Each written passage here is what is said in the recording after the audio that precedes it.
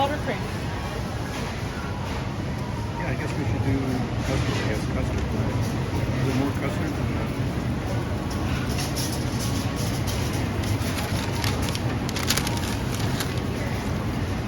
And what are these? Yeah, those are the, what are those? The, Iced cinnamon swirl. are you just getting two or do you want to get one? I think two.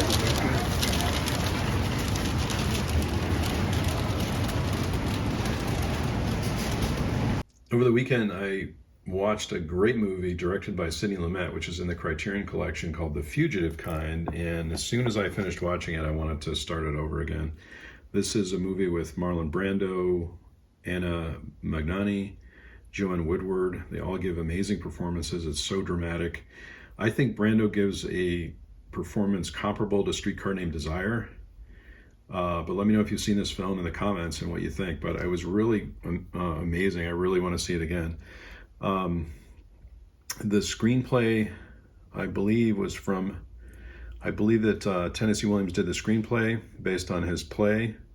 It's based on the play Orpheus Descending by Tennessee Williams, and he did the screenplay.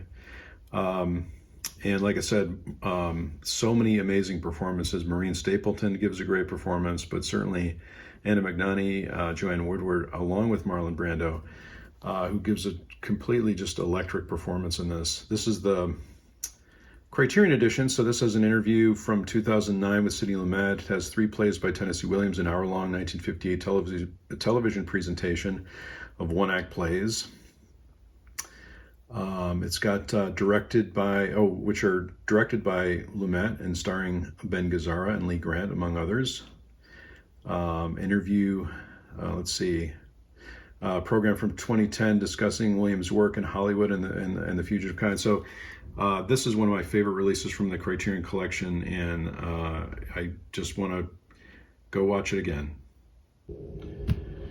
April 1st, we've done this a couple times, and we just looked at this puzzle. Oh, the heat just stopped, so that's good. Yeah. Do you want to start over? No. Okay. We should just keep going. Unless you want to start over. This is the April Fool's connections puzzle from the New York Times. And we just opened it up, so we're going to try to solve it real time here, which it may not happen. Oh, I think Oh, you already have one? one. Okay, Yeah. Let's do it. That E-looking thing in the The second E-looking row. thing? This one? Yep. Okay. And the dollar sign. Dollar sign. And then the bottom left. This one? Oh, Yep. yeah. And the bottom right. Those are Oh, all yeah. Money. Monetary Yeah, symbols. you're right. Oh, good one. Hope they don't make it too tough for us. Currency. I was thinking of like times plus Yeah, there's like math. The angle. the angle. Where's the angle? The This one? top The right. angle? But then was there something else? Because then you have these parentheses also. So That's true. maybe the parentheses could go with something else. I don't know, but I don't think it's good. No, maybe you're right. Get rid of that one and try the parentheses. The 2 parentheses? Yeah. You think that's it? Mm-hmm. Are you sure? Yep. You want to go with that? Yeah. Just a guess. Oh no, Not not at even. all. Not even. Okay. Not even. That was too easy. Because I was thinking of like the check mark and the the arrow and the angle. Those all were like have like whole words instead of being like math symbols. But I also don't know. We have to deal with these letters too. I know. I don't know. Oh, this could be. It could be this could be a 0 too, right? Right, but I think maybe they're like. And that could be an X too. I think instead of a times. I think it's NOPX because aren't those NOPX. Those are elements. Oh yeah. See, you can solve these easier than I can. I guess we're just gonna go with that, right? We should try it. I don't know. Not again. goodness. Oh Okay. man. All right, we only have 2 guesses left. Okay. If we fail, we'll just leave this in the vlog. It's fine. Maybe we won't get this one. it's fine. It's Sometimes fine. we don't get We're it. just trying it. Well, I'll show also, the reveal. NX NX. and plus are all math, That's true. but then is it But the then the angle or is angle, it the I don't know. O? Because O is like as a math thing too. I don't know, but this is really. But you said people were upset about this puzzle, right? Some people were really happy about it, and some people were really not. Oh, what about and plus? Or right, like and plus. Yeah. What about N? Like N? What is that? You know, like in that Raymond where he's like Hank and Pat, like it's just Oh, an and okay. instead But then of is there and. something else to go with that? Hmm. Oh boy, I don't know. Oh, could it be the X? Because it's like when you do like a collaboration, it's like this X that. Well, I don't know. We're losing our chances here. We could try it, but I mean, what else are we gonna do, right? Like when like two brands work together and there's like an And X. plus X, yeah, and I don't know. This one's tricky. We could try it. Then we only have one guess left. All right, I guess we gotta try it, right? Oh, We did it. wow, good boy. one. Yeah, wow. I really thought we were lost there for a minute, but no. I thought we were too. I thought that was really, Oh that boy. was a good one. Oh boy. Oh. Oh, what? Well, I was thinking of the angle. It's Yeah. like is that a right angle? Is it a right angle? Yeah. And then check is like right, like correct. Oh, right, yeah. And then I don't know. that's it. Oh boy. Oh. Right, check. Arrow. The arrow, I don't know. The arrow also like reminds me of like chemistry, like chemistry equations where you have letters. Mm-hmm. But I don't know what to do with the letters. I don't know. This is the pause part. Maybe fast forward this part. I'll have to speed this part up. We can speed this part up if we take too long, yeah. Or just leave it in. Do you think the parentheses are supposed to be in the same group? I mean, I think so, but I mean, right now, anyway. I was thinking of, I don't know. Right, arrow. It points right. Points right? It points to the right. Points to the right, you're right. Right. What if it's the arrow because it points to the right? Yeah. The right angle. Yeah. The check mark to mark right, and then the right parentheses. Oh, okay. I could be completely wrong. Oh, no. One away though. That's the thing. It's one away. So maybe. Oh, maybe like not the parentheses. Maybe like P, like pass. I don't know. We could lose it with this one. Oh man. It's one away though, so I feel like maybe these are correct. And then. But is it a P for pass? Is it an R for right? Oh, R for right. R for right? Like R and L, Oh, you think so? I don't know. I could mess it all up. Oh. Oh man. Are we gonna try this one? It's all right if we fail it. It doesn't matter. It's just a game. That's true. Should we try it? I mean, what else are we gonna do? What else is there? I don't know. I don't know what else there could be. I don't know. Oh boy. Well, I was thinking it could be we should, I guess, right, correct, the right angle. This is pointing to the right. R. The logic sounds right. Yeah. Right? I'm worried, but. You want to know? We don't have to do it. We don't have to try it. I don't know what else to do because I don't know how OP parentheses go together, but I also don't know how they would go with anything else. All right, I guess we got to do it then. I guess we got to do it. Oh no. Oh, we did it. We got it right. But that was the purple one too. Oh boy. Oh, this is exciting now. OP. And then we don't know what this is. What is it? I don't know. Is it like, I don't know. I don't know. I don't know. Oh. Emoticon mouths. Oh man, that was rough. Emoticon mouths. That we would have. I don't think we would have ever gotten that one. Yeah, I mean, but I mean, R doesn't seem like. I mean, that was a really good. This was a good puzzle. So again, it's great. We get to leave it all into the vlog now because we got did it. Which we would have left it in if we made a mistake too. But yeah. Hopefully you enjoyed this as much as we did. Okay. The DJ on Spotify. This is the best April Fool's thing. We use the DJ to kind of automate some of our song favorites, and the DJ said I have to go to the bathroom, so now it just plays this whole music. Do you think he's gonna come back? I don't know. Or they are gonna come back? At the end of the song, maybe.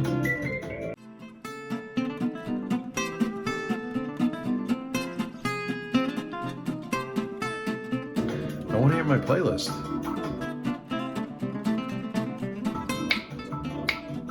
I don't know if we can use this music. We'll probably have to cut it.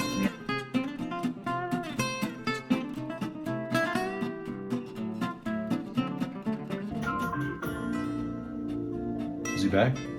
Are they back?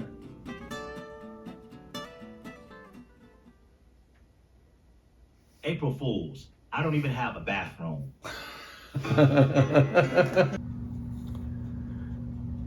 It's a rainy Wednesday. And you said there was some thunder before, right? Yeah.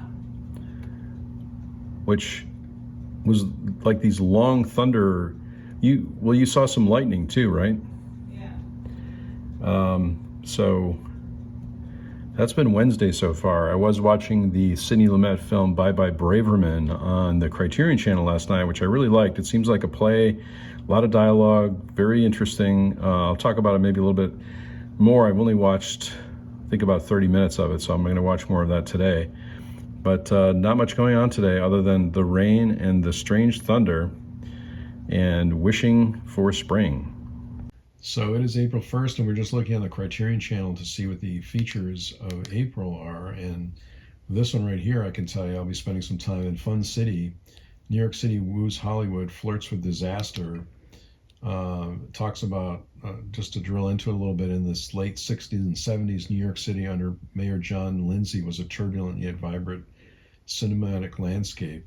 And so you get a lot of the movies from New York City, Rosemary's Baby, a lot of these I've seen, but highly recommend them and love to see them again. The Taking of Pelham 1, 2, 3, which is a great movie. Love that movie. Dog Day Afternoon, which you can see I've already watched. You're a Big Boy Now. Across 110th Street.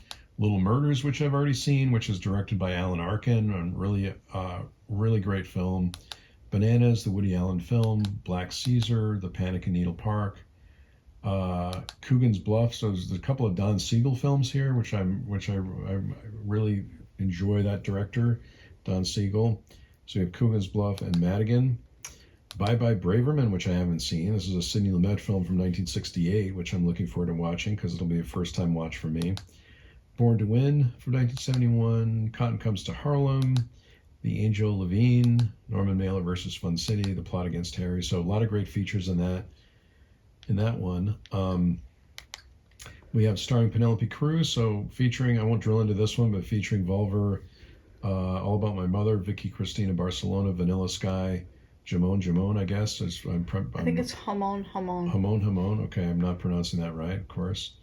Then we have Legacies of War, which you and I were just looking at, right? Mm-hmm. Many of these films I've seen before. Platoon I've seen, Full Metal Jacket I've seen, 3 Seasons, haven't seen that one. Casualties of War, which is one we were thinking about seeing. It's a Brian De Palma film from 1989.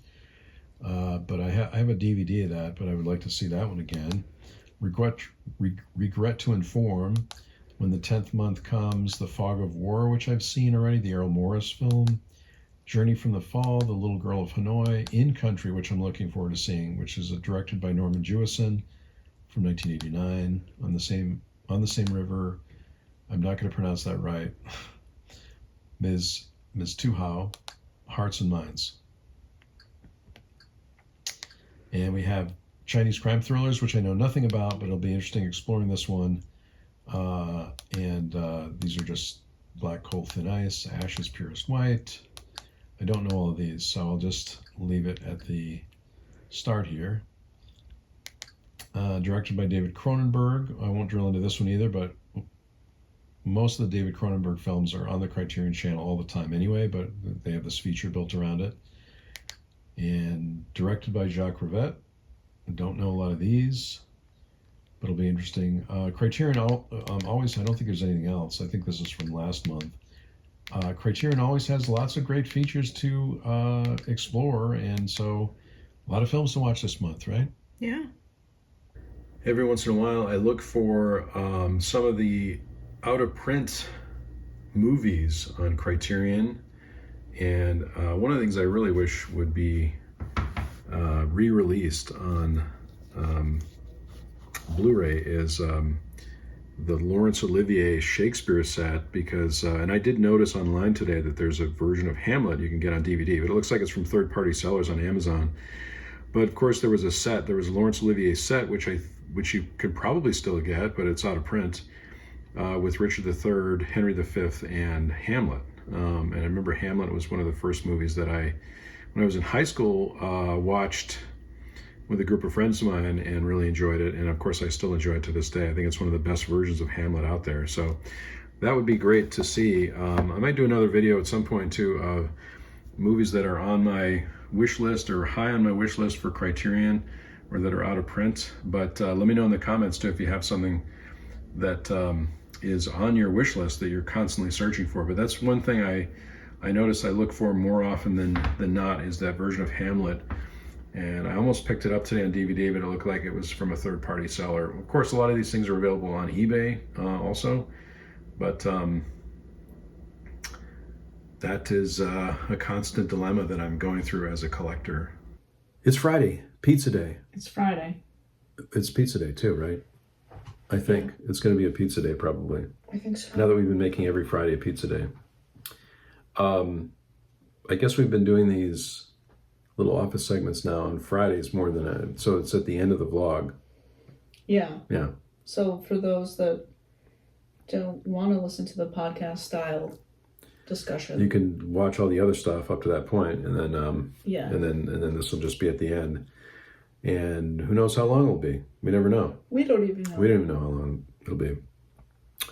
But a couple things to talk about though today, which we were talking about before. We saw the teaser now, not the trailer, but the teaser for the new Naked Gun movie, which looks pretty funny because Liam Neeson is the son of Leslie Nielsen. Oh, that's interesting. That's funny. That's pretty funny. That's funny. Leslie Nielsen. So we got that. Right, he's like tidbit. Frank Jr. or something. Frank Jr. Yeah. I wasn't expecting that it was a little bit more violent than I thought it was going to be. Even the teaser part, but because usually, like for the original Naked Gun movies, they're kind of silly. Yeah. Which this will be silly too, but I was also a little bit surprised at how intense the beginning of the trailer was. Yeah, it reminded me of like the beginning of the new the Batman movies a little bit, where they're in a bank and Oh yeah, but I also had to like suspend my disbelief like almost immediately because of like the way the character is undercover. Yeah. And I was like, that's not realistic. But I mean, I know it's Naked Gun. Like most of it's not Naked realistic. Gun, right? I mean, who would have thought that Liam Neeson would play that character? It's very kind of silly. Out of character for him even, but I mean, it seems funny. Yeah. So we saw that. We saw the full trailer for One Battle After Another, which is the new Paul Thomas Anderson movie. We saw that, which was no big surprises there. We just got extra from the teaser right into the trailer. That looks fine. Pretty good. I mean, it was the full trailer was a little lighter than the teaser. Yeah, and it still reminded me of Inherent Vice. It's going to be the same kind of vibe like because of the Thomas Pynchon novel. Yeah. So that was really good. And then this morning we watched the. We thought maybe it wasn't real, but it looks real. It was on the DC YouTube channel, a little bit of an extended, like 4 minutes of the Superman movie, which I thought looked really good. The part where it was in the original trailer where Superman is on the ground and the dog comes to get him and everything like that. Right. And sort of the whole sequence of They just extended like the dog coming to see him. And at first it was like, really? But then... I thought it was kind of fun, but it's interesting. And the Fortress of Solitude, which seems to appear out of nowhere. Which I always like the idea of the Fortress of Solitude, because it's even in the original Superman movie, it's pretty amazing to see that. I mean, it's not really spoilers because it's a trailer, right? Yeah. But I liked how because my question was like, how is Superman like injured? Because he's like, he's he can not always get human, injured. I right? mean, he gets injured in and the other it's nice to see like how they heal him, which is kind of interesting. With the robots and everything too. Not that you can see this online. It's on the DC YouTube channel. Yeah, they use these magnifiers to like increase the strength of the sun to like charge his body with the yellow sun.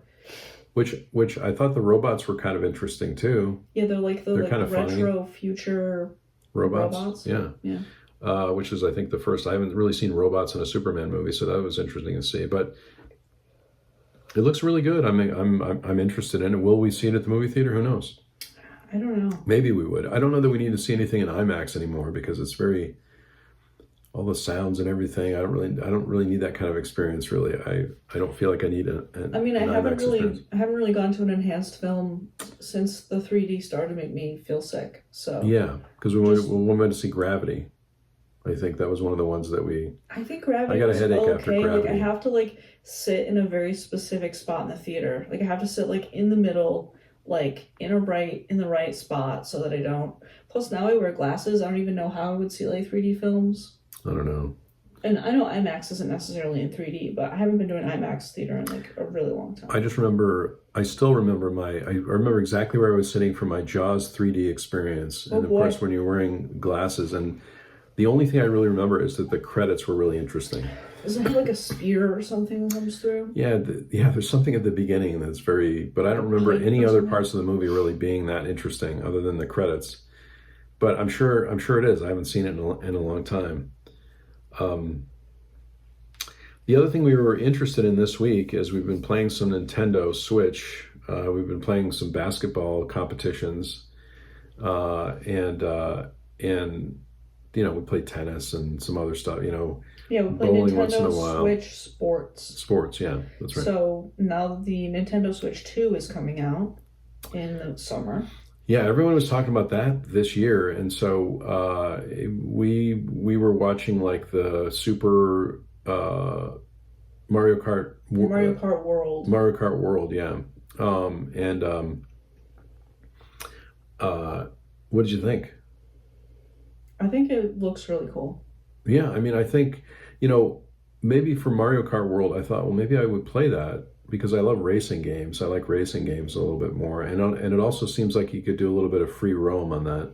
Oh, yeah. It has like free new world features where you can like drive around wherever you want and you can explore. There's also like one where all of the tracks are connected. So if you're doing like a series of races, you have to drive from track to track instead of like being picked up. So it's very cool. We played. They have that cow on the motorcycle. Oh yeah, everybody was excited about the cow on the motorcycle. Yeah, because I guess the cow was from like the background of a different version of Mario Kart. I didn't know that. Some of the backstory. So now he or she gets to drive the. We watched it twice, I think, just to see the cow again. And he's very cute. Yeah. We played Mario. We have Mario Kart for the Wii, the Nintendo Wii. And I think because we were always just racing each other, the colors and the lights and the sound and stuff gets to be too much. So I think it might be a thing. First of all, Mario Kart World looks a little more natural. It's not as like vibrant, flashing colors and stuff. You know better than I do on this one, but isn't it sometimes where they show that it's kind of like with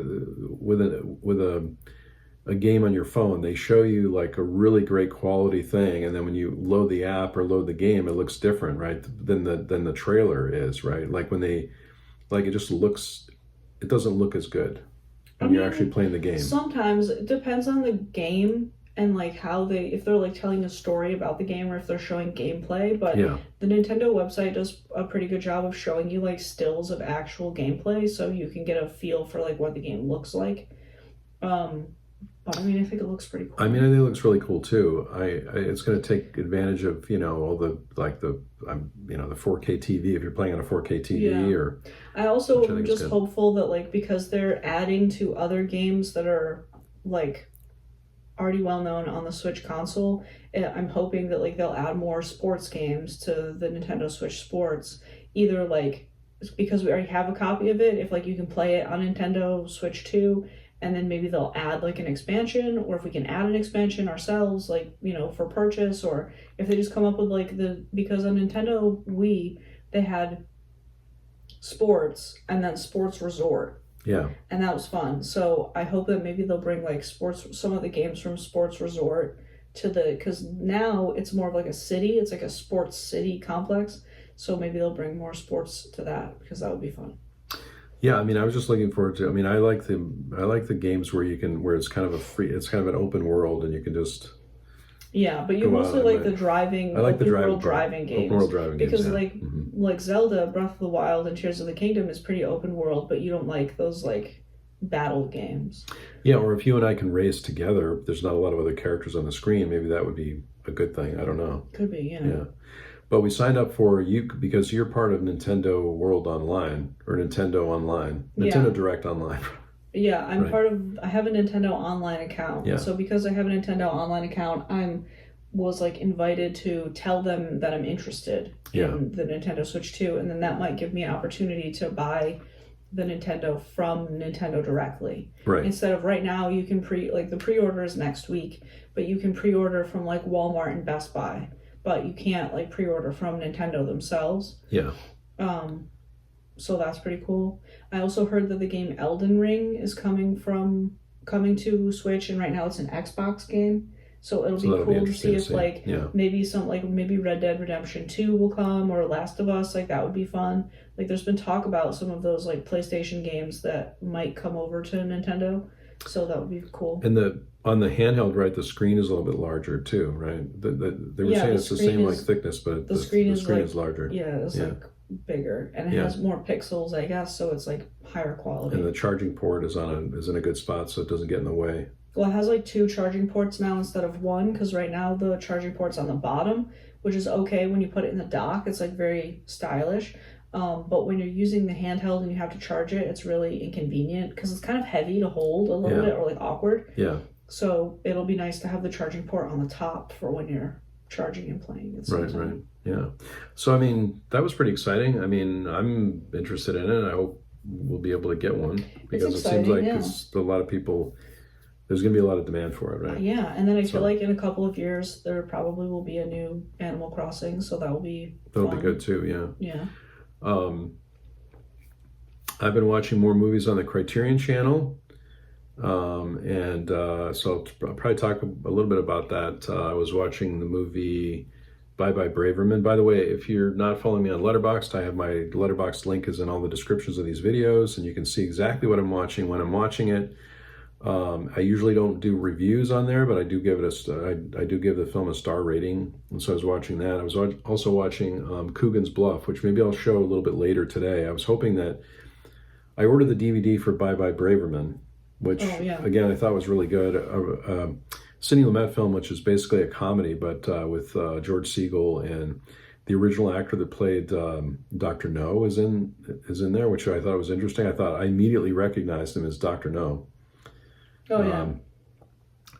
But I had to look it up to confirm. And so that's I don't know, for some reason I love these movies that kind of stick with you, and that's one of the ones that I sort of want to watch it again because I feel like I missed some things. But it's basically about a group of friends who lose a friend. A friend passes away, and they have to get to his funeral, and they drive around in this red Volkswagen, which I was commenting in some of the scenes. It's great because Sidney Lumet has these aerial scenes of the Volkswagen, and it's easy to pick out the red car in the scenes. Yeah. And did you say it's a comedy? It's kind of a comedy. I mean, it's kind of a comedy because of the things. Obviously, it's sad that there was a death. But the way they play it is the characters that are going to the funeral. They I mean, there's lots of things they don't have the address right or something for the funeral, so they go to the wrong one, and they sit through the whole eulogy or whatever. They sit through the whole service, and they realize they're at the wrong one.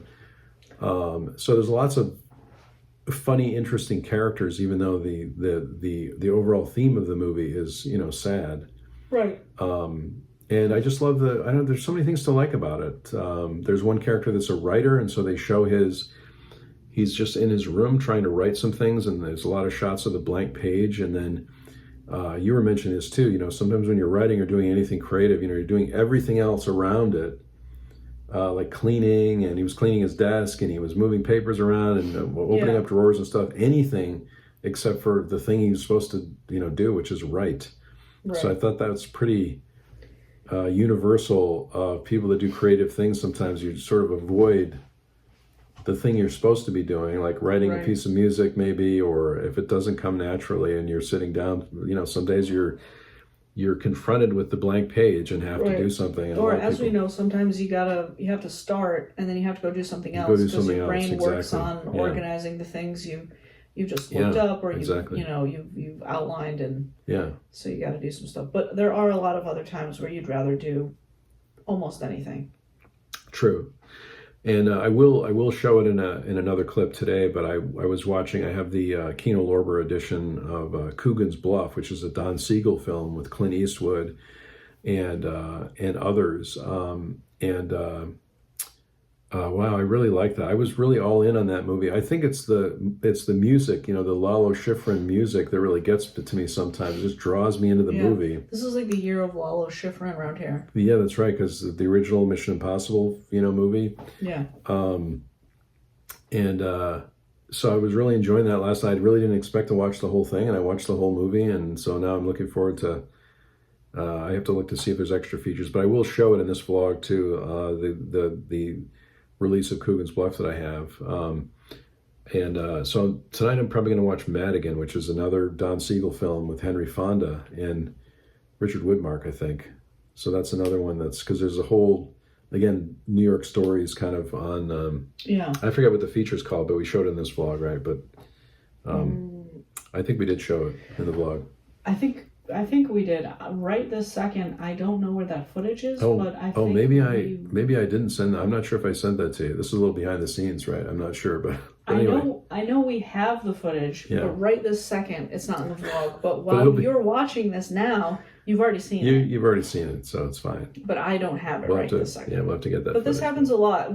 I'll be going through the footage and I'll be like, oh, I had this clip from last week that we just didn't use, or oh yeah, we forgot about that one, or we'll talk about you filming something, and then we'll be like, hey, did you have that clip? No, I don't think we did that. We just talked about it, or sometimes we have clips and then we realize the next week that when you're going through clips, we didn't even use that. Yeah, we didn't use that. Oh, that was a really nice one of the clouds, and then we didn't use it. Yeah, I think what I've been doing lately is I will film something.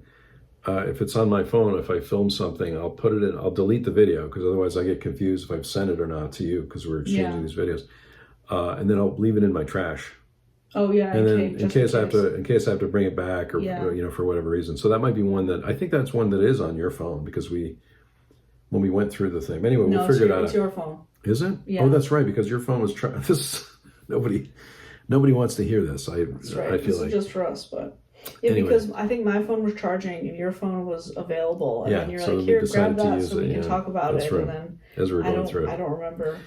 But anyway, so many great features on the Criterion Channel, and I this is another one I think I'll probably be going through. I've seen a lot of the films already. I think The Verdict is on there. I think Panic in the Park is on. I do want to see that again. Yeah. So all about Sidney Lumet, Don Siegel. Oh, plus 60s and 70s movies. You just got the Verdict for $5. I just got the digital copy of The Verdict, because that's one that I need to have available at all times because I just have the DVD. That's another one to upgrade too. So right. I think over the spring and summer I'm going to be looking at the collection as we go through to donate maybe for the June book sale, the library book sale, to upgrade some things and give some movies away. Yeah. So I keep looking to see when the book sale is going to happen because I think it's in June, but yet. I thought it was in June, but I think there's one in June and October, but they just haven't announced it yet. So no, it doesn't say anything yet. So that is our Friday. Hope everyone has a great week since you'll be seeing this on Monday. And we really appreciate everyone that supports this channel and watches these videos, and lots more videos to come. I had a Criterion haul video up last week. We'll probably do some more collection videos coming up. I have another haul video that I haven't done because I did pick up some things I haven't really shown yet on the channel. But you can always leave us a question or a comment, and we really do appreciate it. But thanks everyone for watching the vlog, and there will be a few more clips right after this, but yeah, I think so. Wanted to say thanks anyway. So this is my copy of Coogan's Bluff, and you can see it's got the slipcover, which I love when I get the slipcover. This is a Kino Lorber release, and it's got some extra features on it. It's got an audio commentary with filmmaker Alex Cox. It's got an audio commentary by Sledgehammer creator Alan Spencer, an interview with actor Don Stroud, radio spot, poster and image gallery. But I really like this one. Again, directed by Don Siegel, movie from 1968. It's 93 minutes. I've said this before on the channel too. I love how Kino Lorber has the year and the time of the movie very clearly done in this little label that's at the bottom of the film here. But what a great movie this is. Also, Lee J. Cobb is in the movie from On the Waterfront and many other things. He plays a police lieutenant. Lalo Schifrin, as I mentioned, I just love the soundtrack for this movie, who did the soundtrack for so many things, or so many movies that I like. Susan Clark, I thought, was really great. So many people in this movie that are amazing to see. So anyway, that is my copy of Coogan's Bluff, and it's on the Criterion Channel, but you can also get it from Kino Lorber. It was a pizza day, but we made pizzas at home. We made home pizzas today. Instead of picking something up, yeah. And I went to the grocery store, and then I guess we noticed after we were doing our little podcast segment in the office that Nintendo came out and said that they're going to have to delay the pre-order date. This is like an unprecedented thing due to the tariffs, apparently, because they have to figure out how that's going to impact the Switch 2. Yeah. So that's interesting. I mean, it seems like we were excited about it for one day. Yeah, I think we got like a full 24 hours to be excited about it. Yeah. And then, so now we don't know what's going to happen, but we'll see if you're going to get the email or get notified to, see what happens. But it sounds like it's not going to happen on April 9th, like they said. Yeah, they said the original like pre-order date was April 9th for like the retailers, so I'm not sure when that's going to be now. Yeah, and we didn't really want to go to the store today either, but we thought it's going to rain all weekend, and there's going to be snow maybe next week. And I'm still hoping that it's going to get into the 50s and 60s and stay there. Yeah. Well, as they can see in the video, you can't see it because you're in it, but the grass is greener, so that's nice. And the sun is out today, and it's a little bit warm. Yeah, which is why we decided to go out today, because we thought, blue skies, it's probably easier to get some supplies. I feel like we're in The Walking Dead when we say that. We had to go out and get some supplies. We're on a supply run. Yeah. But you gotta make hay while the sun shines, isn't that a thing? I guess, yeah. Okay. We just noticed that Criterion announced that they're going to have all-time favorites free live screenings nightly between from April 8th to the 14th. There's a whole list online if you're part of any of the Criterion groups, like on Facebook or anything like that.